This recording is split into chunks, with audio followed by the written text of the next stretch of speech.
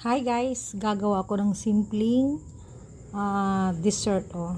Ayan, ang ganda ng pagkahinog ng avocado. Ayan. 'Di ba? Tapos lalagyan ko ng banana. Ganyan lang. Alam niyo kung anong banana to? It's saba. Mas gusto namin ng saba eh. Ayan.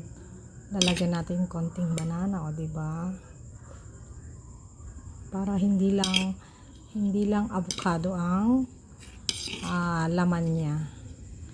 Ayan guys, o diba magiging masarap siya para maiba naman yung ating dessert.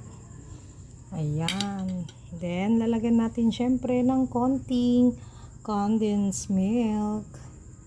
Ayan, lalagyan na natin yan ng condensed milk, o diba, o ayan, mas masarap ito.